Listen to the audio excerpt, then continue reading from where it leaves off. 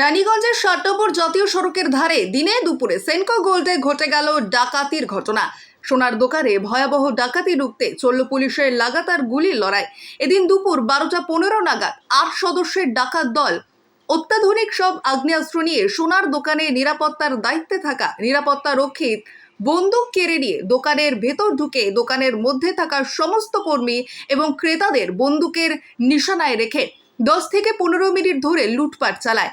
এই ডাকাতির ঘটনা বুঝতে পেরে বাইরে থাকা পুলিশ ডাকাত দলের কয়েকজনের উদ্দেশ্যে গুলি ছুড়তে থাকলে পাল্টা ডাকাত দলের পক্ষ থেকে লাগাতার গুলি ছোড়া হয়। এই ঘটনায় দীর্ঘক্ষণ ধরে এলাকার আশেপাশে গুলির লড়াই চলতে থাকে। ডাকাতি হয়েছে, ভিতরে ওর গার্ডে বন্দুক কেড়ে নিয়েছে, তারপর অফিসার ওখান থেকে ফায়ারিং করছিল। অফিসার মহল ফায়ারিং করেছে, অনেক ফায়ারিং করেছে অফিসার। ওদিকে ফায়ারিং ওরা 7 জন আছে, অফিসার একজন ফায়ারিং করছিল। ওদিকে ফির ওখানে যে তোমার মহাবীর হয়ে পালাই গেছে। ওরা কজন ছিল? 7 জন।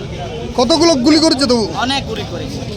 পুলিশ দ্রুত সক্রিয় হয়ে ডাকাতির উদ্দেশ্যে গুলি করতে থাকায় ডাকাত দলের একজন এই ঘটনায় আহত হয়। যদিও দ্রুত গতিতে তারা বাইক নিয়ে এলাকা ছেড়ে চম্পট দেয়। মানে आपका गाड़ी में था गोली मारा? नहीं, हमारा गाड़ी खड़ा किसी में नहीं।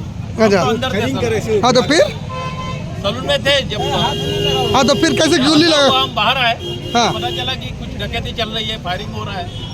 आदमी भाग गए उधर, पुलिस आई। पुलिस मैंने आपको गाड़ी में कौन गोली डाकत लोग गोली मारा क्या? मतलब अपने आप एक हाथ गोली आ गई हो, फायरिंग की हो दिन दहाड़े। এই ঘটনায় দোকানের মধ্যে থাকা বেশ কিছু সোনার গয়না ডাকাত দল লুট করে নিয়ে গেলেও একটা থলি ভর্তি সোনার গয়না তারা নিয়ে যেতে সক্ষম হয়েছে বলেই এই মুহূর্তে জানা গেছে। তবে ডাকাত দল মুহূর্তের ঘটনাস্থল ছেড়ে পালিয়ে যাওয়ায় কাউকেই এখনো পর্যন্ত ধরা যায়নি। সবাই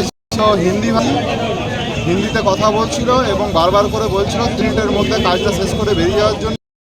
ভিতরে বেশ কিছু কাউন্টার থেকে জিনিসপত্র নেওয়া হয়েছে, একটা ব্যাগ নিয়ে তারা বেরিয়েও গেছে। এনকাউন্টার হয়েছে, এখানে 8-10 রাউন্ড ফায়ারিংও হয়েছে, তার মধ্যে পুলিশ ঢুকেছে। এবারে দেখুন ভেতরে কি অবস্থা। পুলিশের সঙ্গে কি সংঘর্ষ হয়েছে? পুলিশের সাথে সংঘর্ষ হয়েছে। তো পুলিশের কোনো আহত হয়েছে না? পুলিশের কোনো আহত হয়নি। যারা ডাকাতি করতে এসেছিল তাদের মধ্যে একজন আহত হয়েছে, তার রক্ত ছাপ আপনারা এখানে দেখতে পাবেন। তো কি তারা কি ডাকাতি করতে সক্ষম হয়েছে? কিছু কিছু জিনিস নিয়ে গেছে। তো আপনি কি সেই সময় কোথায় ছিলেন? আপনি আমরা কাউন্টারের ভেতরেই ছিলাম। তো কাউন্টারে তখন আপনাদেরকে কি বললো? আপনাদেরকে কিছু না, আমাদেরকে জাস্ট নিচে বসে যেতে বললো এবং বললো কোনো চেনা মানে কাউকে ফোন না করতে। ঠিক আছে, বাস ওইটুকু বলে মিনিট 3-4 টাইমের মধ্যে যা হওয়ার ঘটেছে। মানে পুলিশ শেষ মুহূর্তেই চলে এসেছে? পুলিশ তার মধ্যে ঢুকে গেছে। ব্যুরো রিপোর্ট, পিবি বার্তা।